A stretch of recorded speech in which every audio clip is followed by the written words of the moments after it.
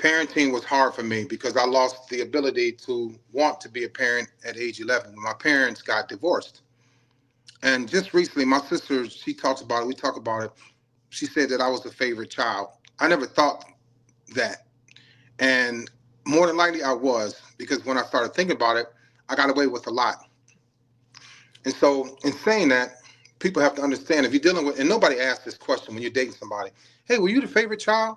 Nobody ever asked me, and I never talked about it. But you go into relationships expecting to be the favorite person, the favorite parent, the favorite father, okay, or the favorite parent or mother. And so I was kind of, I thought about this. My sister just recently told me this. And then in even therapy, my therapist, we talk about my relationship with my mother, but I avoided it because I thought it was all bad. Because I was a very selfish, toxic, self-centered, egotistical little kid. And it didn't start coming out until I joined the Navy. Then it got worse. And then I learned how to hide it. And then I learned how to deny it. So I lied a lot and I deflected. And so I became very toxic. When I was so toxic that to get revenge on somebody, a woman, I would cheat. And that's the beginning of a toxic person because I lied when I cheated. Not even that it's not just that I just lied, but I never told her that I cheated. I wasn't going to do that. But when I didn't get my way, I had to find a way to hurt her. And I wasn't a physically abusive man. I was a verbally abusive man. So if she hurt my feelings by telling me the truth, if she hurt my feelings by being right, I would hurt her feelings by cheating. And then so I got in trouble by cheating because the woman I was cheating with got pregnant. And then my girlfriend at the time, my fiance, was pregnant. And they were both pregnant at the same time.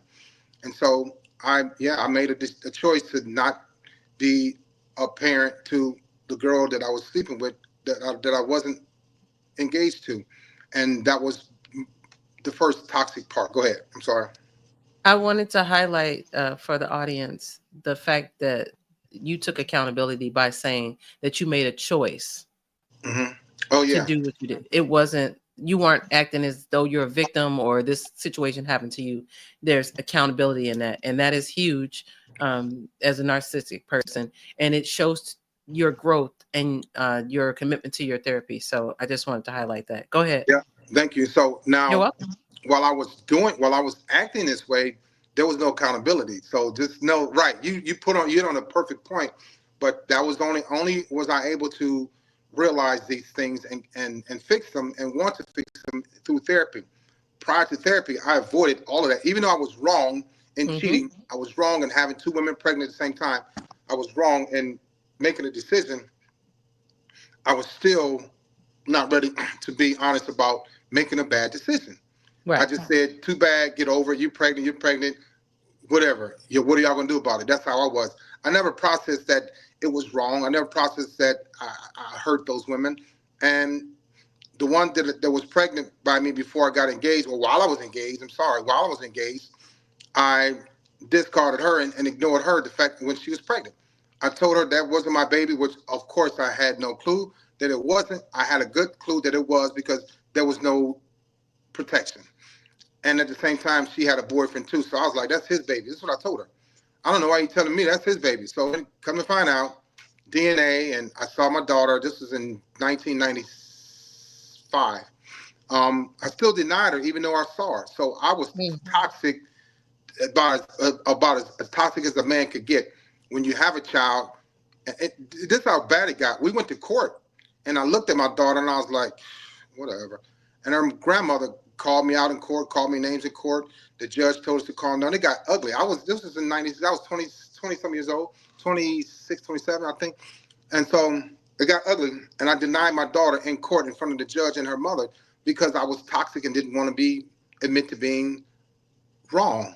And so 6 weeks later, I got the letter in the mail, the DNA test, you are the father. And I was still mad. Even though I was the one that was wrong, I was Yeah. sleeping with two women, not practicing protected sex. I was unprotected sex with two women at the same time, day after day, didn't care, and both got pregnant. And so when my daughter came, I didn't see her for years. I was talking to a lady yesterday about dealing with a toxic ex, and her boyfriend doesn't want to come see the daughter that they have. She said, how long can this go on? I said, it can go on for years. Anyway, I did that, and me and my wife got married. We had a baby, and my daughter was stillborn that same year. She passed away in May. And the girl that I cheated with had my daughter in September of that year, and they had the same name. So I did a lot of bad stuff. And I should have been in jail for my adultery, but I wasn't. And so years later, this was in the 90s. I didn't start talking about my personality disorder until I was 55 years old. I'm 59. And at this time, I was in my mid 20s. My MPD was through the roof. You talking about people talk about a lack of empathy, but they have no idea how bad it could be. Yeah. And I know. So yeah, I was very toxic. But go ahead. I'm sorry. No. Please speak on your situation. You are helping so many people, in my opinion, by being completely transparent about who you were, your methodology, your mindset, and about the work that you've done to become a better person and how to help other people. So you feel free to take the reins and run with it until you're done talking about a topic. I'm Yeah. just here to, facilitate. Just go Okay. for it. Do And you have so anything else you want to share? yeah, it's just that when you call a person toxic, not only are they toxic, but they don't have any tonic in a relationship. I want people to look that up. So we forget about the balances and the great times and the being fair in a relationship. I didn't have any of that. And I didn't, when we talk about a lack of empathy, it's very true. I didn't have any of that. And so my daughter was, um, the daughter that my wife had at the time was stillborn. She passed away in May of that year, 95. And then the lady that I cheated with, she had my daughter who's 29 now. Um, and she was premature. She was born a month early because I put a lot of stress on her mother. So this toxic ex thing, this toxic mom thing goes deeper than people think. We do things to hurt people because in my mind, I said that it was her fault that she got pregnant. Yet we were practicing unprotected sex, and I was going over there having sex with her often when I should not have been doing that. And so I tell people I did that at age 25. It started. I didn't get therapy. I didn't start practicing my therapy sessions until I was 55. So 30 years after my narcissism was through the roof, and then at 46 or 47, I went into therapy, but I didn't start really talking about this until 8 years after my second bout of therapy. So people think, because I'm gonna let y'all know this, when a person is toxic, they're toxic to their core. They're toxic to their finest fiber of their heart, of their soul, their spirit. But we don't talk about how toxic they can be. When they have a child with somebody that they're mad at, or they're jealous of, which I was mad at my daughter's mother for years. I didn't speak to her for 10 years after that. But she did nothing wrong. I was the one that did wrong. And I could shut down. This is how deep and this is how severe toxic and the silent treatment can be. I didn't speak to my daughter's mother for probably 10 years, and I didn't have a problem with it.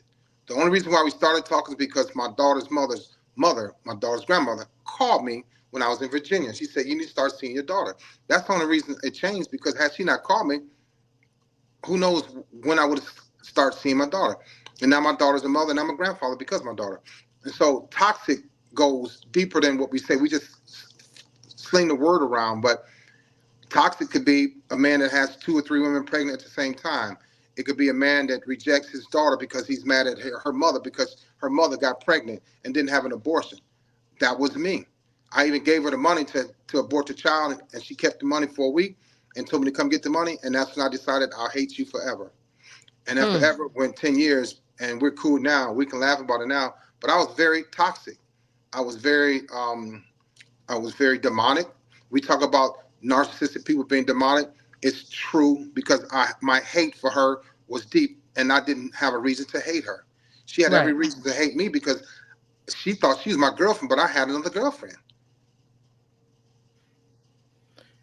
So I have a question, follow-up question. So when you say that toxic people are toxic to their core, right?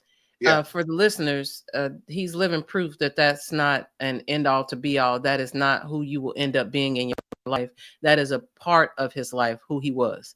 And Leon, I want you to be sure to mention this when you talk to people, because some people will listen to your story and only hear what you say, right? And then that'll be what they take with them. And then in their thought process, if they're dealing with someone who is toxic, or if you set off a trigger within someone that lets them realize, oh, that might be me, then they're thinking possibly that this is who I am. I can't change.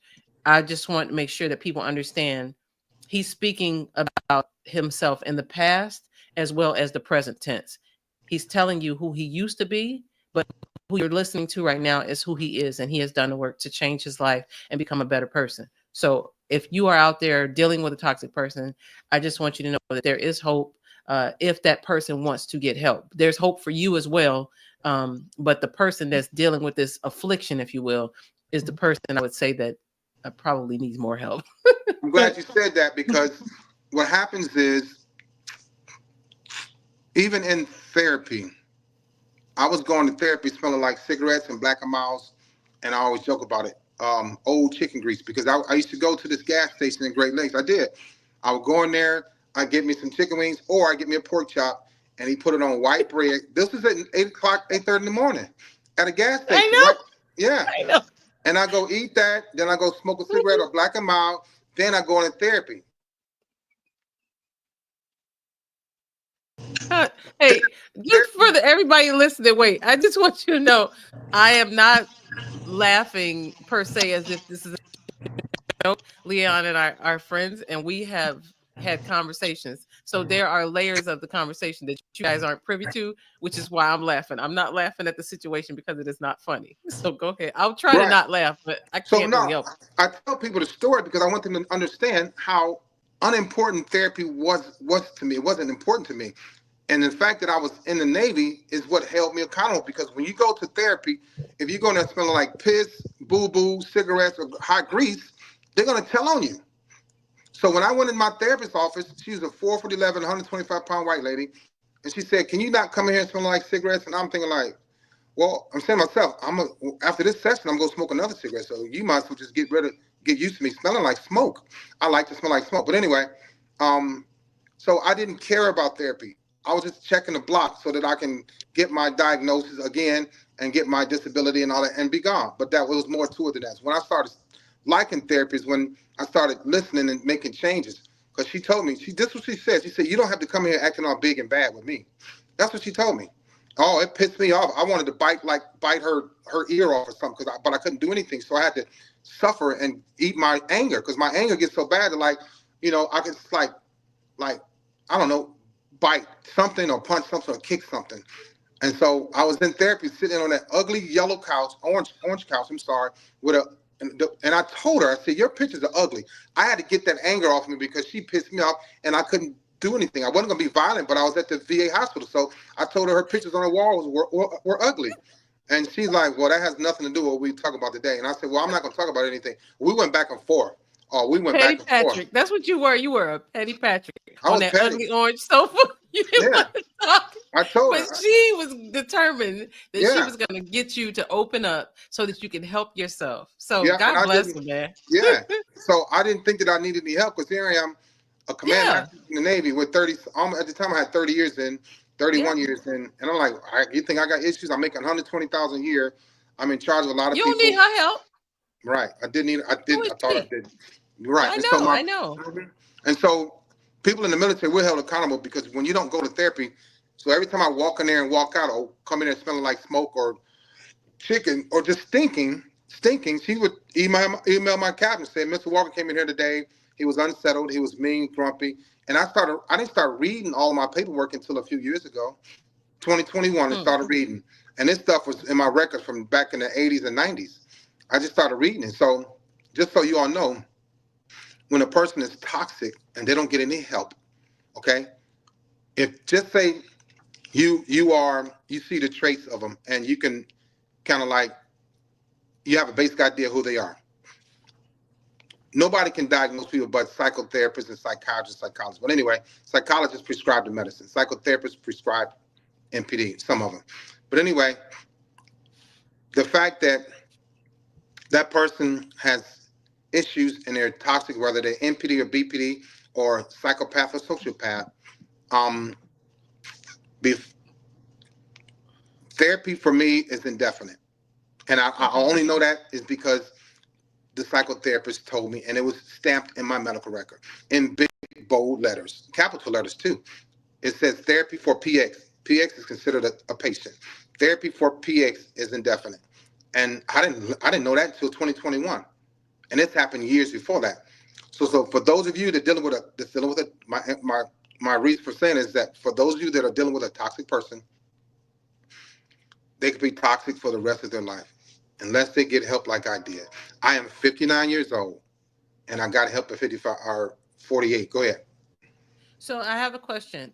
With regards to now we talking now you are diagnosed as a narcissistic personality disorder, correct? Correct. Okay. But when we talk about toxic people, for the people that are listening, I want you to understand that we're not just talking about narcissistic people. Right. We are talking about people who are in domestic violence situations, people who like to be manipulative and controlling, who like to isolate you, who like to gaslight you, fight all the time, just argue.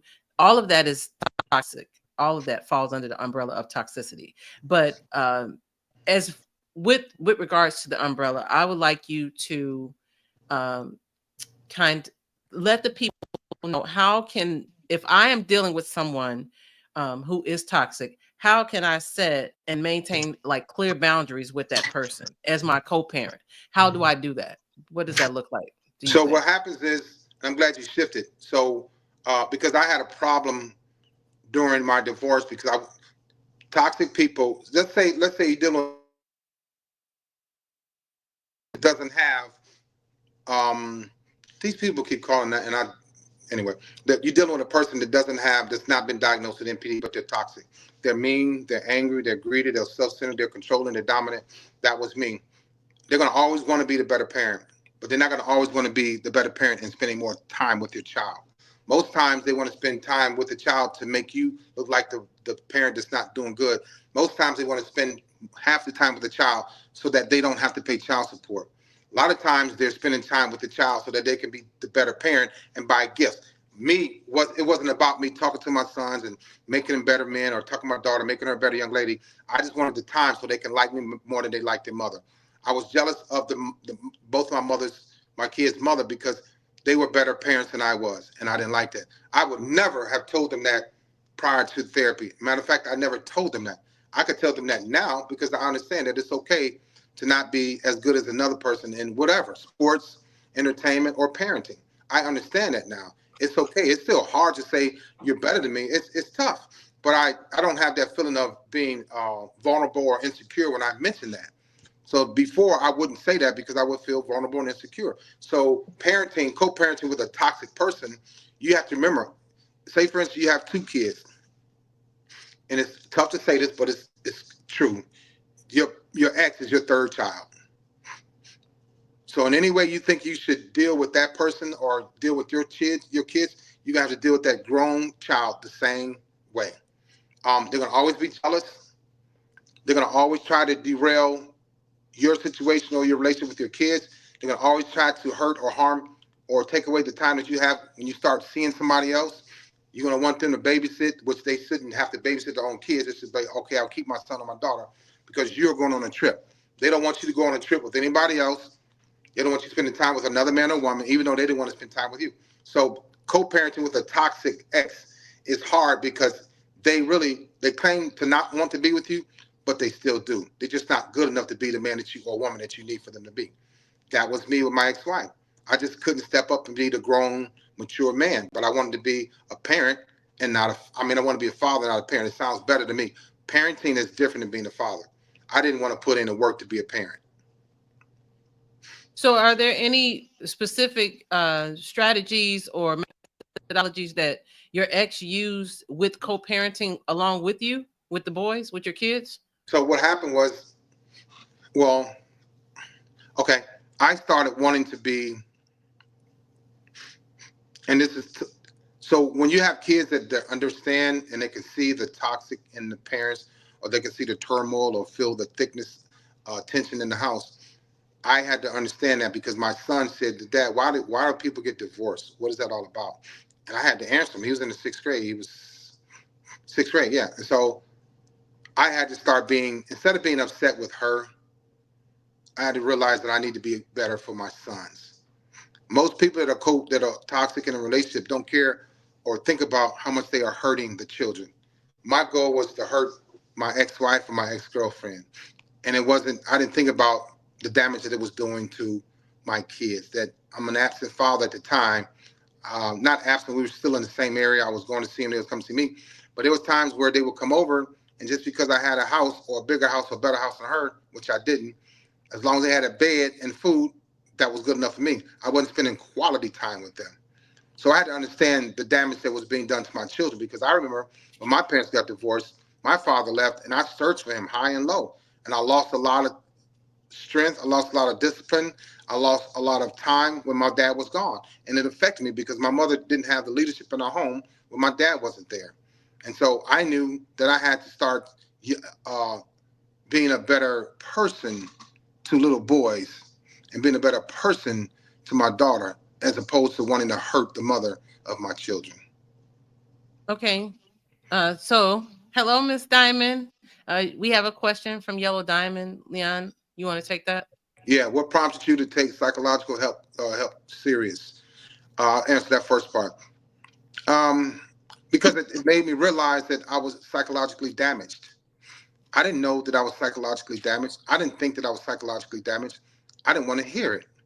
But as I went to therapy every week for 1 hour, sometimes 90 minutes, sometimes 2 hours on that yellow orange couch, I started really learning more about the psychological aspects of being toxic.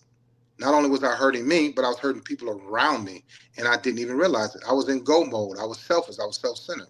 So I started taking it serious when I started realizing that I can grow and get better from this. I knew that I was sick. I knew that I had a brain injury. I knew that I was slow. I knew that I was emotionally detached. I knew these things because I was always feeling it when I was with a woman.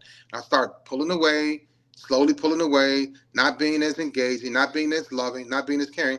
I had to realize, man, I need to take this serious, because if not, how worse can it get? And it can get worse. The second part, do you feel empathy now?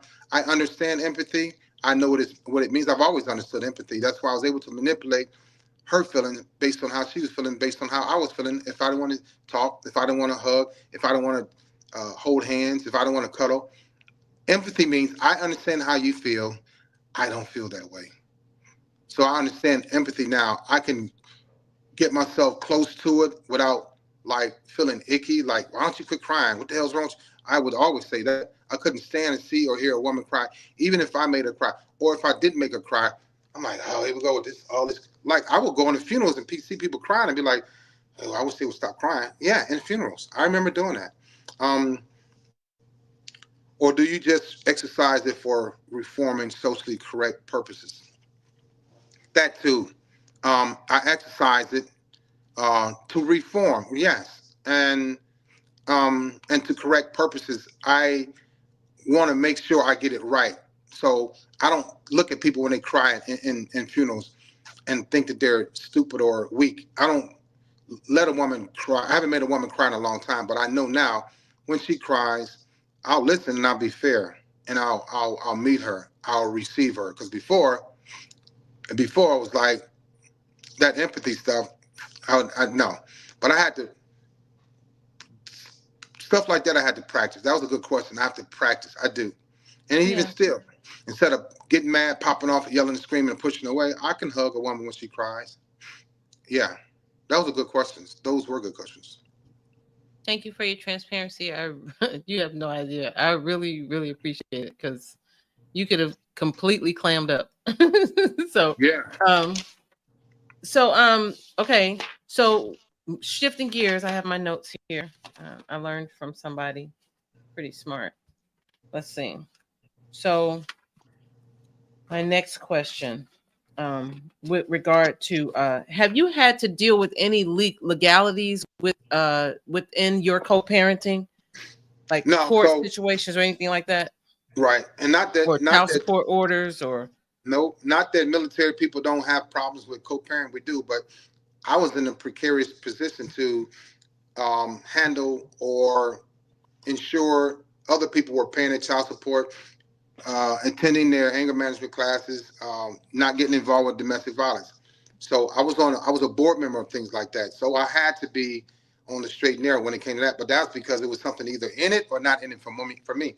If I did get caught up in I don't believe in domestic violence. Not that you believe in it or not, but I didn't want to be a part of that. I never was a physically violent man. But worst part for me was I was mentally abusive.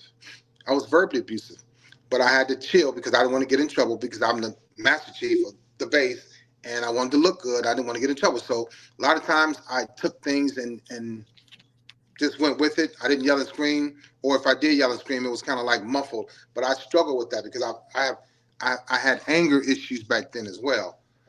So holding people accountable caused me to hold myself accountable and not get in trouble for domestic violence or anything like that. But it didn't mean that I didn't think about being violent. I didn't want to be violent towards anybody, let alone my ex-wife and kids. And so that being in the military is what kept me grounded and not want to get in trouble. Not only because I was just like following the rules, but I had a reputation to uphold, which was part of my grandiosity too. Okay. Thank you. As you were speaking, it made me think about something. Have you had a conversation with either of your exes about the toll that your behaviors took on them as a parent as well as the children? Yeah, just the other day, my ex-wife was telling me that my sons are 24 and 28, and they're still afraid to say certain things to me. Um, they're still afraid to ask me things over and over again. If they ask for something, I forget or I don't do it. They're afraid to remind me. This Mm-hmm. happened the other day. Matter of fact, two Mm-hmm. days ago, my ex-wife told me, said, Leon, they're still afraid. I'm like, man, I really messed up. We're getting better now. Like stuff like my youngest son and I, he's here. We go to lunch every week or dinner every week. I've never done that before, and he's still kind of standoffish, but he's there. And Yeah. I feel crappy, but at least he goes and we go eat and we go hang out. So my ex is like with my daughter, her mother. We never talked about it, but my daughter, we get along better now. But they Mm-hmm. still have this something I did to them in the back of their mind, and I could possibly still be that person that could do it again, whatever that is, Mm-hmm. whether it was screaming or spanking them, something.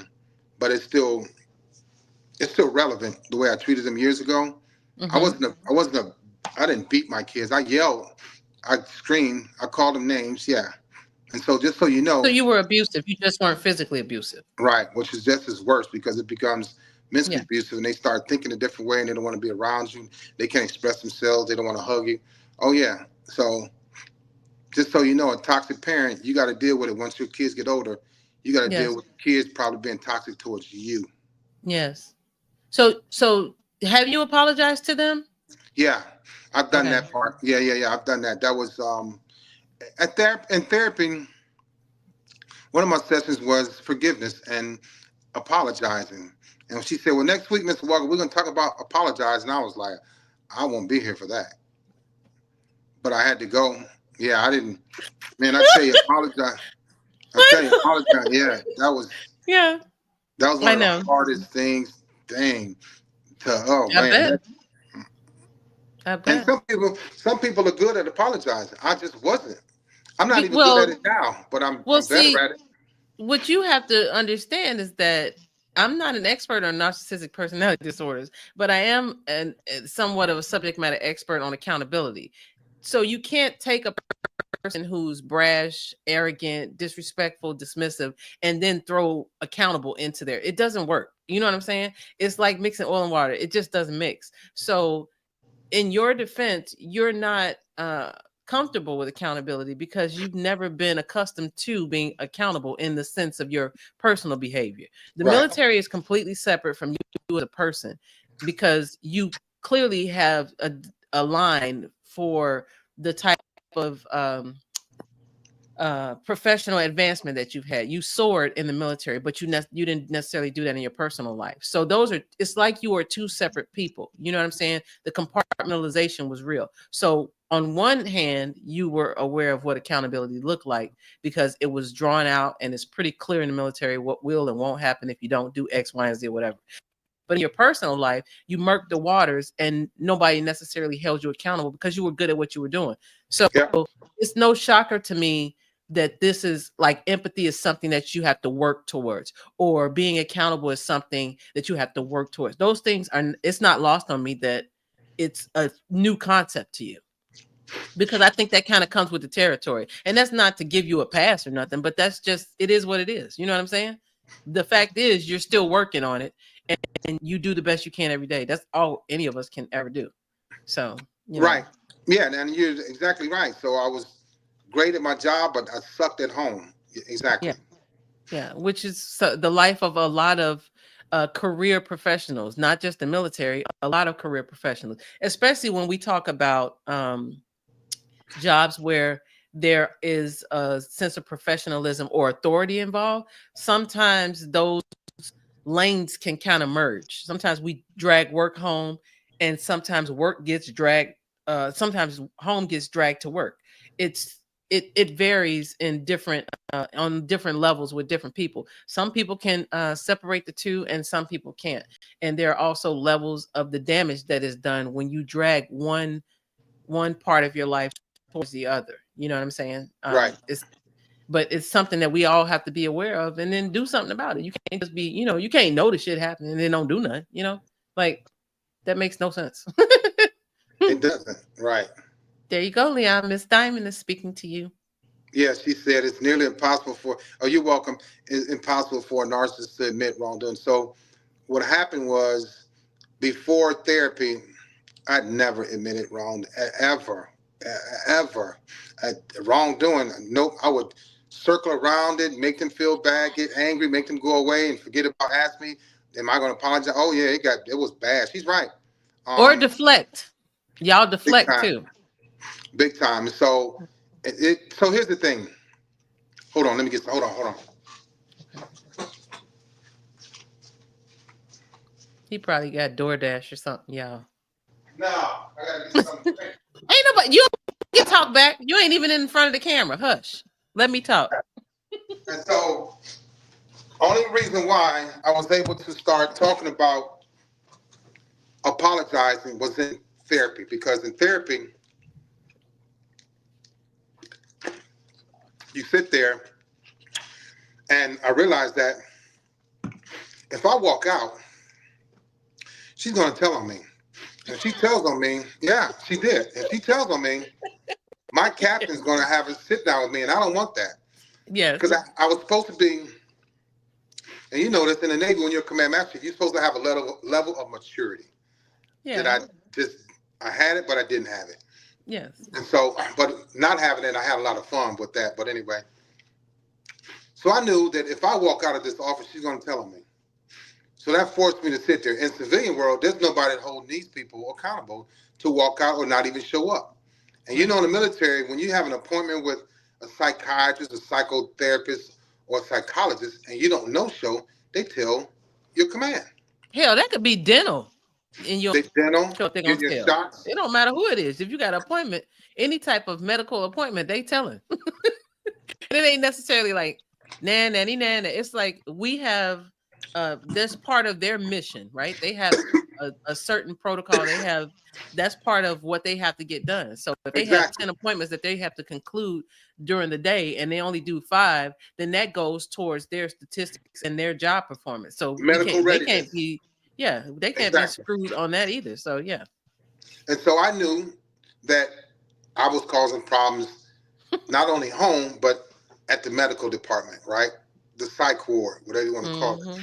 So I was like, okay, let's see what happens if I stick this out. And so I started going, and then I see next week, Miss Walker. I look back at Miss Walker. I would look back at her like, yes, ma'am, I'll be back. And then when I showed up late, say, hey, she was getting on me. She was, ooh, it was. That's the painful part. Therapy. Painful part about therapy is that for us in the military, if you don't show, they're going to notify somebody. And if you don't show, the next time you do show, they're going to say, hey, don't just walk in here like you didn't miss last week, Miss Walker. I'm like, okay, let me remind you. So I got the type of treatment, and that's what people don't want. They don't want to be held accountable. They really don't. That's why they don't go. So in civilian world, if you don't show up, it's no big deal. They're not going to tell on you. Mm-hmm. And that's why, had I not got therapy at 47, 48, at 59, I would still be very, very toxic, mean, angry, and promiscuous. So for Yeah. those of you that are dealing with somebody that's a toxic that's co-parenting with a toxic ex or soon-to-be ex, if they're not getting help or not seeking help or not talking about getting help, that toxicness will go for a very long time. It's going to affect your children now and later on. Awesome. Um, so did you another thing I was thinking about with regards to your ex is, do you know what type of support systems they had in place to help them? Or did you guys ever have a conversation about it? Or did you, I'm pretty sure that back when, before you went to therapy, you did not care. I'm pretty sure you did not care. But since going to therapy and trying to peel back the layers of the onion and like mend the situation, if you will, have you asked those questions, or did you know how they filled the void of you not being there? You know, Well, a because lot some, of you know, times, we were raised by villages, so just wondering. right. A lot of times, me not being there was healthier for them. Yeah, I get that. Yeah. So I don't know if any of my exes went to therapy. I will tell you this, and I just talked to my ex-wife about 4 months ago, and she said we were out at dinner, me, her, and her brother, and she said, and I'm telling you this because just because you go to marriage counseling don't mean it's gonna get better. She said, "Do you remember going to marriage counseling?" And I said, "I remember driving to the building. I can't tell you where it was. I know it was in Illinois somewhere. I can tell you what happened between. I can tell you this. I can tell you that I remember getting out of the car, walking to that building, and sitting on the couch. That's all I remember." And she said, "You told him to call you Double O. My nickname is Double O. My mother gave me that when I was a baby." She said, "I told the therapist, the counselor, to call me by my nickname. And when he didn't," she said, "I went off." I do not remember any of that. I can't. Only thing I remember about marriage counseling is driving there, parking in the parking lot, walking in, and sitting on a, I remember a yellow or a white couch. I don't remember him being there. I don't remember my ex-wife being there. And that's where my memory stops. So my friend, a psychologist, said the reason that happened, or what happens when that happens, is that at that time, those two people, your ex-wife and the therapist, were not a part of your agenda. Mm-hmm. People with MPD and mood disorder, or maybe even toxic people, I had the ability to block out being at therapy. I didn't want to be there. I was forced to go there, which my wife Mm-hmm. did the right thing by, hey, let's go to counseling so we can fix his marriage. But fixing our marriage wasn't on my agenda. So Yeah. I don't remember. I wasn't even there when I was there. And I just found this out a few months ago. She asked me, had she not asked me, I could tell people I've never been to marriage counseling. Matter of fact, I did one of my videos. I told them, I said, I've never been to marriage counseling. I never had therapy with a black person. Yeah. And the guy that was our therapist was a black male. I don't even Yeah. remember him. Have no I no guess so. recollection. I guess that's similar to like the guy that statutorily raped me, how when I wrote the book, I completely left him out of it. And I didn't realize it until after I had wrote the book, because my therapist was saying that it's a way of your brain trying to protect you from trauma. You block out certain traumatic experiences that have happened in your life. It's not necessarily the same, but with you saying that it wasn't a part of your agenda was to continue living the way that you wanted to live as Exactly. opposed to mending your marriage. And my agenda was trying to forget that I had been hurt by this person so that I could try and be as whole as possible. And to think about him was too hard. I couldn't deal with it. So I just blocked that all out. And I blocked it out to the point where I really did forget about him. Like, but yeah, Yeah. I digress. Yeah. Yeah. It goes Yeah. away. So my ex-wife reminded me about that a few months ago, and I was like, man, I told her, I said, Renee, I don't remember. I remember driving there. I remember sitting on the couch. Other than that, I do not remember what. Wow. Nothing. Yeah. So Yeah. my point in saying that, answer your question, is that just because a person is in marriage counseling doesn't mean that they're going to be successful. Yeah. Because I failed that too. Never went back. Went there once and never went back. Hell, Never. I went to marriage counseling and I'm divorced. So it didn't work. And went in there and lied. Was Yeah, getting it's haymakers dropped on me at home and was not telling the truth. And I can't remember how many sessions we had gone to, but long story short, we started going together and from jump we was lying. Well, at least I was lying because I wasn't telling the whole truth about what was happening at home or whatever. And then he felt like the counselor was on my side, so he didn't want to go anymore or whatever. So then that was that. And then the second time we went, it was the same thing. He felt like the counselor was on my side and he didn't want to deal with it anymore. And then I continued with individual counseling, and I just decided that it was nothing that was going to be beneficial for us as a couple because we weren't even telling the truth. So right. the help that we were getting was based on the lies or the omissions. I'm not going to say lies because no one asked me flat out that I can recall if, I was put in harm's way at home. I don't remember that being asked. But even if they asked me, I was going to lie, whatever. But I omitted. So my therapy, my counseling, none of it was going to address the problems that I was having because I wasn't even telling the whole story. So Right. there was a wasting of people's time. God bless them. I'm sorry that I wasted y'all time. If y'all see this, I'm sorry I wasted y'all time. But I thought I knew what I was doing, but clearly I did not. Clearly I did Right. not. But I made it out. So yay. So yeah, that to answer your question, we went and it didn't do any good because I wasn't ready. Women think that they can. Oh, we're going to counseling right now, and that man, if he doesn't, yeah, I tell you what, if the man doesn't recommend it and you do it, but he's not, if he doesn't agree to it, it's already a failure. He may go, and he may Yeah. be in there while he may be checking in and checking out at the same time. Yes. I definitely well, two things are true for me. I thought I could love him through the pain.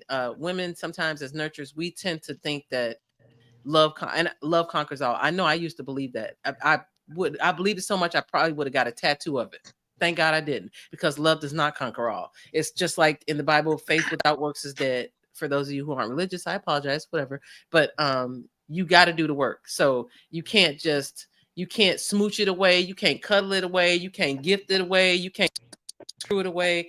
None of that. You can't imagine it away. If you're not trying to do the work, then you're definitely going to be stuck.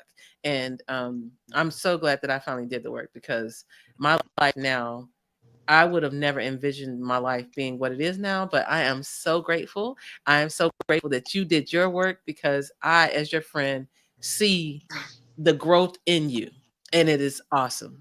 And I just Well, want nothing but great things for you. So well, thank you for that because you know you're what, very welcome.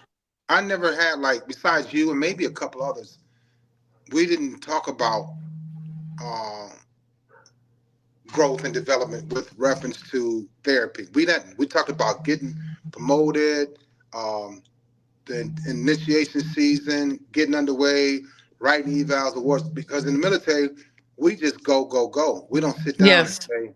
And then when I first came in, had you requested psychological help, they'd make fun of you, or you would probably get kicked out Yeah. because that was a taboo. You didn't go to the psych ward. You don't go to No. talk to doctors. No, And so that was one thing I was like, oh, I'll never do this. I did it once or twice. Yeah. But other than that, you deal with it, and then people go home, and that's when the domestic violence was on the rise, and divorces were on the rise. We were deploying, and cheating was on the rise, and drugs was on the rise. Nobody had We had access to help, but nobody was pushing us. And mental health is important. Even now, mental health is important, but they make fun of people for mental health. So like Yes. in the military, it was like, they want they want a training time off, they Mm-hmm. want a mental health day off. Well, Yep. I used to be Yep. like, that's great, but that's just a break. We do need a break. Yeah. Everybody Yeah. needs a time out here and there. Um, Burnout mental is real. And that whole burnout is suck it up real. buttercup, that is one of the worst phrases that has ever been created. I, Yeah, and I'm a prime example of sucking it up. And I sucked it up to the point where I almost died. yeah, And that's for what? exactly. For what? It's crazy. And we talk about things, but we don't. When it's time for the rubber to meet the road, is a gap. You feel me? Yeah, We talk about doing the right thing, and but then we the don't. road right there, but there's that gap right there. Y'all see that gap? That's what it don't work. It don't match. It don't work. And it will look good. We'll make it look good. But at the end of the day, you have suicide rates going up. You have mental health issues going up. And like you said, people are making fun of people for trying to seek help. It's like you want people to be broken. And then everybody isn't made the same. Everybody can't put up and tolerate the same amount of stress. That's just like everybody doesn't have the same pain tolerance.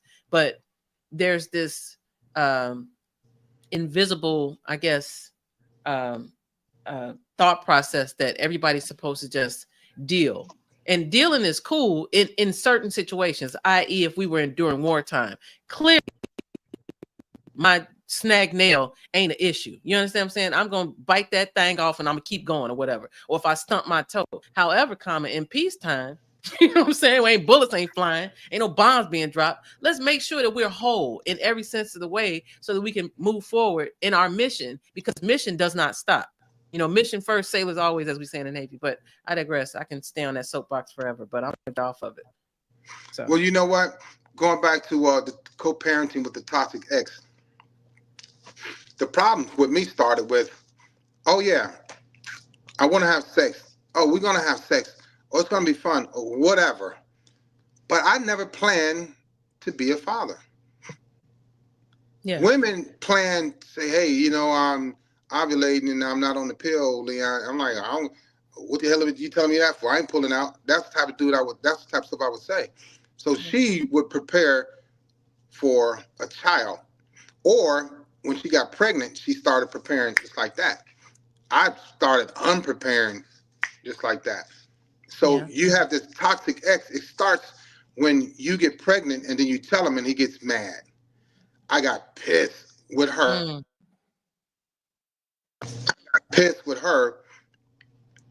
But I was, like I mentioned earlier, we were having unprotected sex.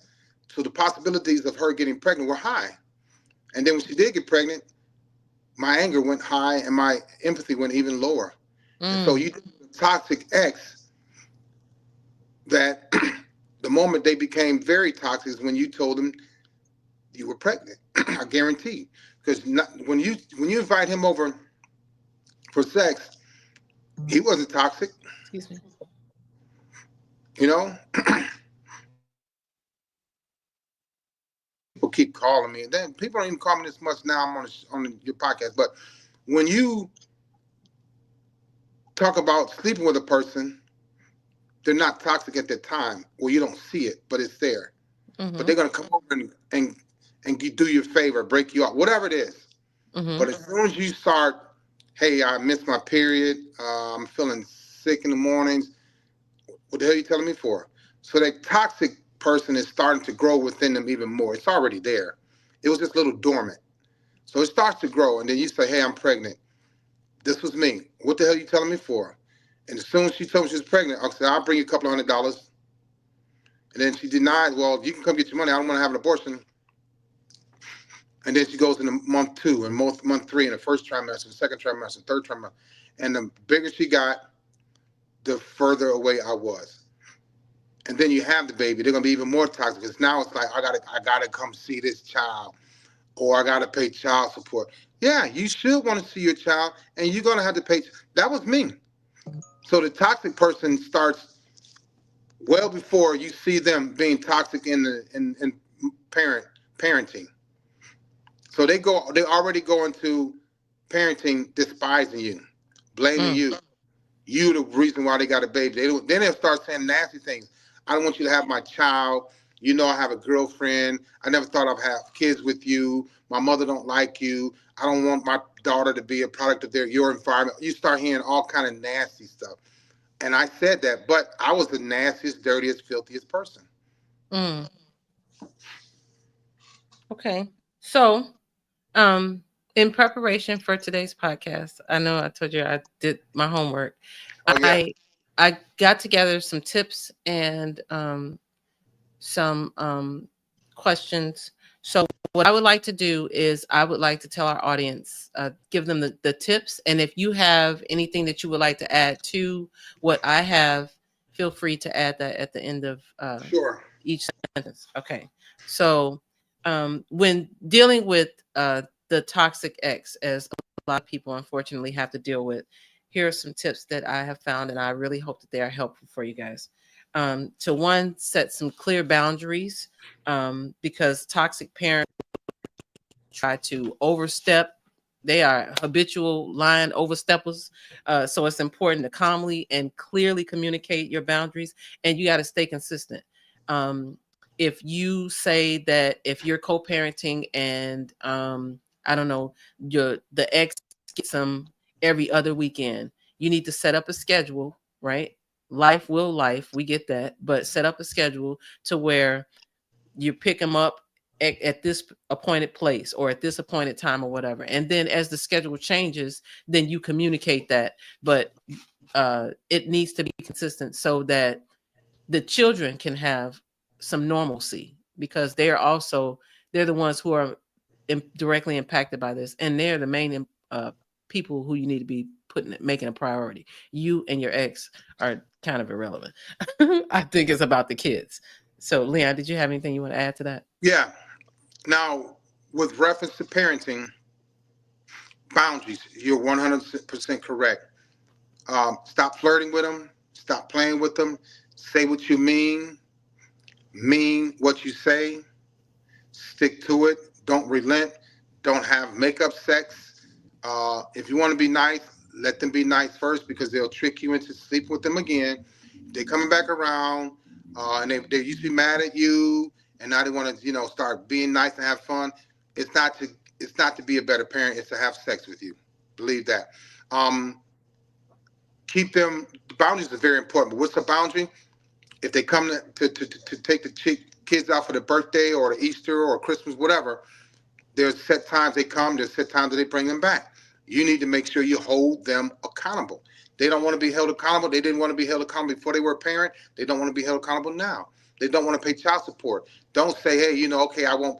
First thing, a lot of people say, well, don't put me on child support, but then they want to ration out money to you. No, you need to get what you need to get for that child. I was mad about paying child support. I paid $2,000 a month for years, but my kids needed that, and sometimes that wasn't even enough. So you're going to have people that don't want to pay child support that's going to try to reduce it to $50 a week or $35 a week, and that's nothing. That's going to McDonald's for breakfast and lunch, and that's in one day. So hold them accountable. Get what you're supposed to get, and keep it real. Be honest. Be stern. Don't relent. Don't give in. Don't be soft. Don't be a walkover, and don't be making plans and having a sex with them and all this other stuff and laughing and joking. No, they had a chance to be that person with you in a relationship, and they chose not to do that. That was me. Got it. Thank you for that. Hmm. So our second tip is to keep all communication clear and concise, be brief, Yes. be Yes. factual, and be Yeah. direct, be very straight to the point. And try as much as you can to avoid all emotional conversations, Yes. because the toxic co-parents will try to twist your words and bend you out of shape to get you to bend to their will, because if you've been in a relationship with this person, you both know each other's triggers, you know the buttons. Yeah. So they're going to try to push those buttons to manipulate you. And I would say written communication is probably the best form of Yeah. communication if possible, whether that be text message, email, postal mail. That's the best way to communicate with that person, because you can always refer back to the document to say, on this day at this time, I said this, you said that, we agreed to X, Y, and Z. And here you can see where you didn't do, or I didn't do, or whatever the case may be. But that keeps both of you accountable. It's not Right. necessarily just about holding them accountable, but it's about holding you accountable as well, because we're human beings and we're flawed. So with that being said, try to So stick to written communication. you communication, being factual, being strict, keeping your word. The biggest part about that you said also is removing, or you didn't say removing, but removing your emotions. That's extremely important, because what they are going to try to do is make you jealous while they're dating somebody else. And they're going to make up, well, me and my girlfriend want to take the kids downtown, or me and my girlfriend want to take the kids to Miami. If it's not legal that they can take the kids, don't let them take them. A lot of times they use another person to get you upset and make you jealous, because you got somebody else that's better than them. So keep your emotions out of it. Keep your communication factual and precise. You're exactly right. Cool. Yay. Okay. So, number 3, avoid arguments because toxic people love conflict. And like I said, they love pushing your buttons and they will try to provoke you into a spicy conversation, if you will. And they're going to try and control the situation while manipulating you, all while feeding their egos. So, just keep your focus on the children because that is what is most important. I know it might not necessarily, it seems easier said than done, but I think that if you apply a little pressure to your practice, it is possible. The practical application will be good. And if not, there's no perfect situation, but it will be better than what you're used to. So try it. Right. Yeah. So again, stay on top of what's going on. Um, and I meant to say something earlier, but communication, take notes. Like you said, emails, text messages, have proof. That's very, very important. The more you hold them accountable, the more that you show that you're serious, the less games they are going to play. They're going to still try to play games. They're going to still try to smooth up on you. They're going to still try to come around. They're going to still try to get you to drop your guard and lower your standards and remove your boundaries. Don't ever do that. Because now, Awesome. when a person with that's toxic that's on the outside looking in, they don't like being there. But when they were on the inside looking out, they don't want to be there either. So you gave them a choice, and they chose to be on the outside looking in, and that's who you keep them. But make sure they respect you. Absolutely. Okay. So the fourth tip is to put the children first. I know that as parents that people are probably looking at the screen like, duh, I'm a parent. I get it. But always make sure that your child or your children are at the forefront of your thoughts and make sure that you have their best interests at heart. Sometimes going back and forth with your ex seems like that is the priority because the more you argue, the less focus you place on the kids because you're more focused on either being right or proving them wrong. Whatever the situation is, the kids are who are suffering. And that's not necessarily whether they're listening to you or not. Kids pick up on everything. They feel the energy, they see the vibe, they understand to a certain extent, I think, when things are going right and when things aren't going right. And a lot of times they will blame themselves. So I would say make sure that you keep the focus on the kids and that try to reassure them that this is happening. It may be happening to them, but it's not because of them. Because you definitely don't want them to try to take responsibility for everything that's going wrong. The Leon? best thing yeah, good points. The best thing you could do when it comes to the kids, keeping them first, is to have a detailed outline of the year's events. You have to stay ahead of that toxic person, whether it's Easter, PTA meetings, graduations, birthdays, Halloween, Christmas, whatever it is, make sure you map out that year's events, and this is what you plan to do. Give them a chance to be a part of Easter, the Easter egg hunt, buying clothes. Give them a chance to come to the spring break. Give them a chance to come to graduation. Give them the chance to come to PTA meetings. Give them a chance, but you have to stay ahead of them because what's going to happen is if they get ahead of you and they start planning before you and you're the custodial parent, they're going to start trying to manipulate the time that they have with the kids, which includes vacation times, birthdays, all these things. And then they're going to include their new supply with them and their children, your children, to make you mad. So make sure you have a detailed plan, and have 6 months or a year, and it's out, and you can get it notarized and give it to your lawyer. Make sure they got it on record. And try to make sure they got it on file.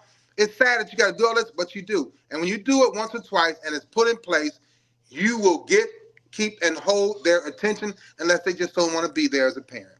But all in all, you have your guideline and you have the protection of the kids, and you are putting the kids first. Cool. So Leon hit on the fifth tip that I have for you guys, and that was to like limit. I think we both kind of hit on it, but anyway, to limit the direct contact that you have with your toxic ex, right? And Yes. you utilize their a friend of mine is going through a similar situation, and she told me that there is a co-parenting app that she uses. I'm not familiar with it because I don't have to deal with it. However, do your research and find whatever co-parenting app out there is most beneficial to you. And I would suggest that you implement that into your daily routine to help you navigate these treacherous waters of toxic ex co-parenting, and then keep your communication to a minimum. Yeah, Very you got anything? important. Very important. Keep it to a minimum. No joking around. If y'all getting along, it's cool to laugh. Keep the flirting away. Don't even go near flirting. Um, Subtle touches, gifts, exchanging gifts. Hey, what you cook today? None of your business. Keep them out of your business, because if they wanted to be in your business, they will be inside the home with the kids and you. There you go. All right. So number 6, we're almost done, you guys. Be as civil as possible. I man, anyway, I ain't gonna go down that lane. But just be civil, because taking things personally, once again, will give them that ammunition that they need, because they feed off of that drama, right? So you don't even want to give it to them. Just, I know it sucks, but keep together, be as civil as possible, keep everything professional, and don't take things personal, because them toxic people don't take your feelings into account. If you start crying, they don't care. I just told y'all they don't care. And the actions typically prove that it clearly, because y'all exes. So something, typically people don't stay with people, they don't break up with people that's treating them right. Just saying. So they probably did something that made them an ex. So keep your focus on the kids and maintain a cool head. And that's probably what's going to help you prevail. Keep it civil is probably the best way to put it. I will tell you a story. Young lady I was talking to, helping her. She called me, said, "Hey, Leon, my boyfriend asked me to come over. You know, we got the child support going on. We got the custody. We're doing." I said, don't go over there." She said, "Well, he seems," that's the key word, "he seems okay. He seems cool." I said, "He's not. Mm. He's been nice, Leon." I said, "Okay, don't go." Well, what did she do? Not only did she go over there, but he accused her of sexual assault. They put her in jail and she lost her job. Oh my God. This happened last year. True story. A lady that I've been working with, telling her he's a Leon. I never put anybody in jail, but I would get a woman to get so mad that she would hit me, and I would tell her, yeah, I had that in me. But set her up. He accused her of sexual assault. They arrested her, and she lost her job. Oh Yep, my God. yep. Keep it, like you said, Claudette. Keep it civil, Yeah. calm. Do not argue. Don't fight, because they will set you up. They are mad that you got the kids. They're mad that they're paying child support. They're mad that you got a new boyfriend. They're mad that the kids like your new boyfriend. They will set you up, not to just hurt you, but get you to lose custody of your kids, and then you have to pay them child support. Keep it And civil. that is a awesome segue into the next tip, which is to seek professional assistance. Like, whether you need a mediator, or whether you need a lawyer, whether you need counseling, seek the professional help, and try as much as you can. Please try to make sure that you're not taking it personally, in the sense that you feel like I'm a failure and people gonna be in your business. It is a nasty situation. They have shown you who they are. Please believe them, and please get the help that you need, so that you and your child or your children can have the best possible outcome with this situation, because it does not necessarily have to be as nasty as it is with you right now. It can be better, but sometimes you got to put that ego aside, you got to put that pride down, and you got to do what's best for those kids. And sometimes going to seek professionals is the best way to go. Seeking, can you hear me? Oh, you froze, Claudetta. They deal with this all the time. You don't. And they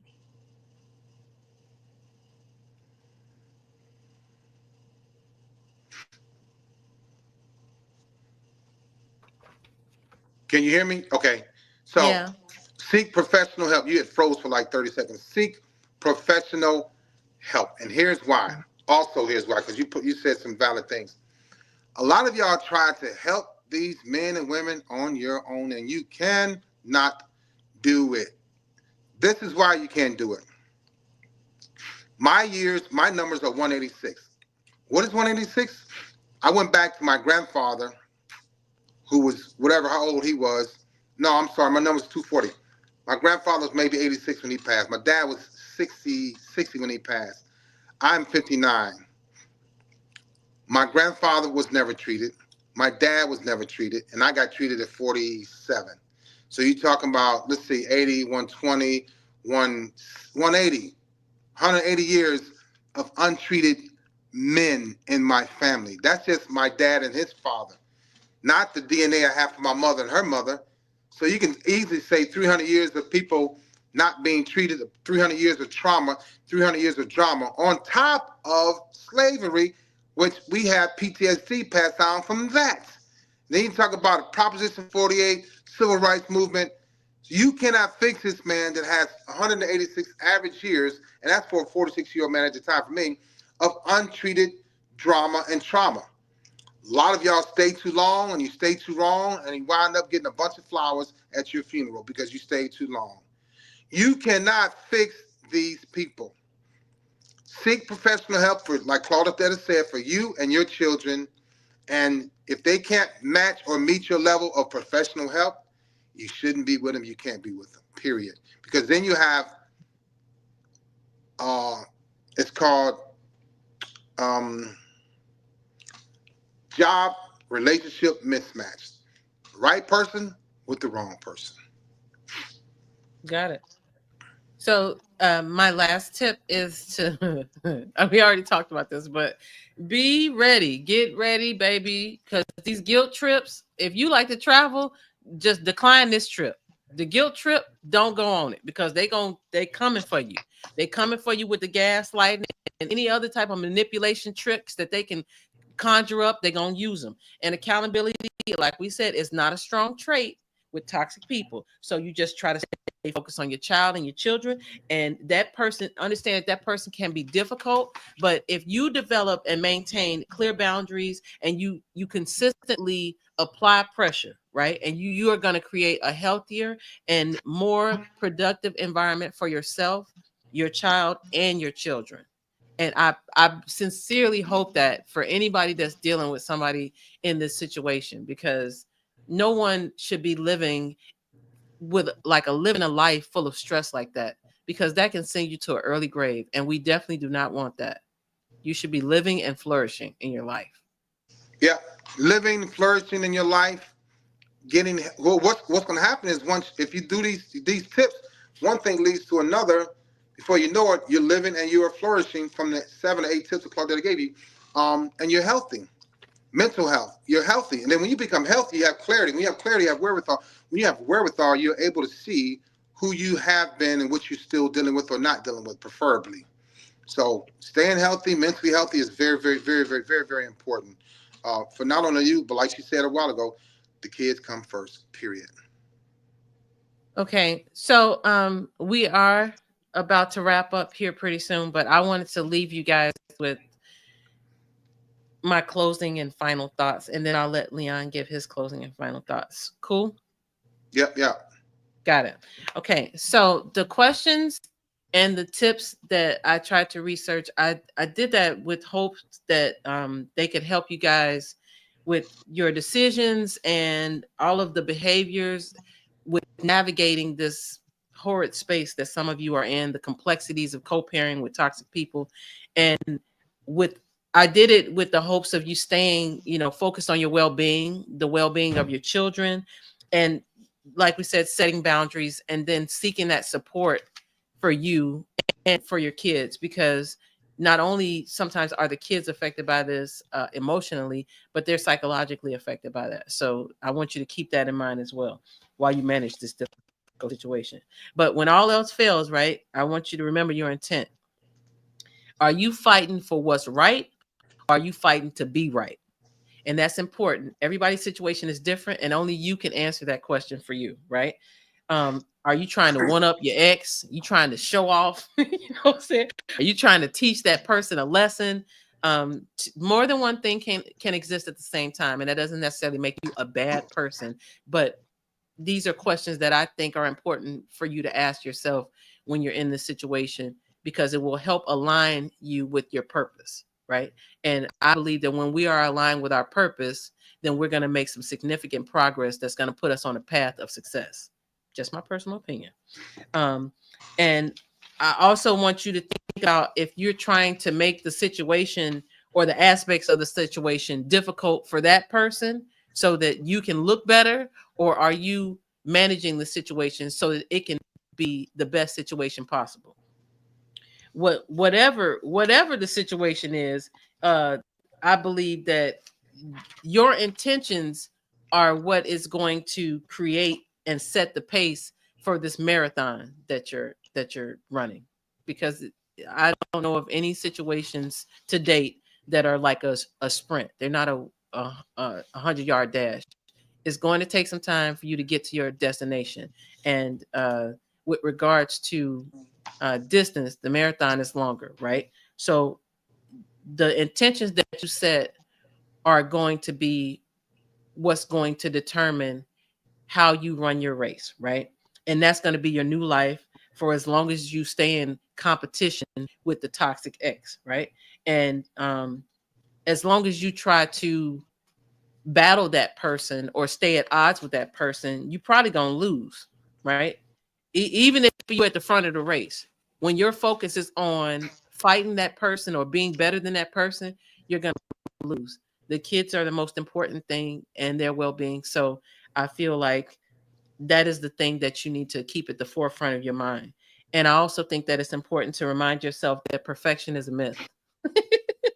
Right. The best thing that you can do is like accept your lessons and know that there is inner peace that you can achieve when the children are getting the very best version of their parents. And I hope that for anyone that is listening, that is dealing with this, anyone that is listening, that is trying to help someone who is dealing with this, that is my sincere hope for you. Leon? Make sure, and Claudette, you taught me this, it says a long time ago, your circle should be the size of a period. Some of y'all have circles that are too big, too long, hold too many people, carry too much dead weight. Just because you've been knowing somebody for 50 years don't mean that they're your friend. Strangers will cheer for you more, better, and longer than family members. Family is not always blood. Stop giving so much of your time and peace away to people that don't give you any time and peace. Give to the people that give to you. Give to people that are there for you. Remember when our mothers and fathers, we were kids, or even now, your next door neighbor needed some flour. Guess what? They return that cup of flour when they got their flour. Those type of people you want in your life that remember stuff like that. Sugar, oil, rides to the gas station, or if they go to the grocery store and bring some back just because. Start being with people just because. There's some just because people out here. They're good just because. Keep them in your life. Stop worrying about people that don't ever worry about you. You got people that don't even know your kids' name, don't even know your kids' ages, don't even know your kids' birthdays, have never attended your kids' games. Yeah, you the ones that's cooking them cookies and taking them sandwiches and cash apping them money. Stop doing that. You have a gift, you have a talent. Be present in your gift, be present in your talent for people that are present in your life. That's all I have, Claudetta. Thank you. Thank you. You're very welcome. Thank you so much, Leon, for joining me. I really appreciate it. And I want to thank everyone that is tuning in. Thank you so much, wherever you're tuning in from. We wish you nothing but the absolute best, and I hope you have a wonderful day.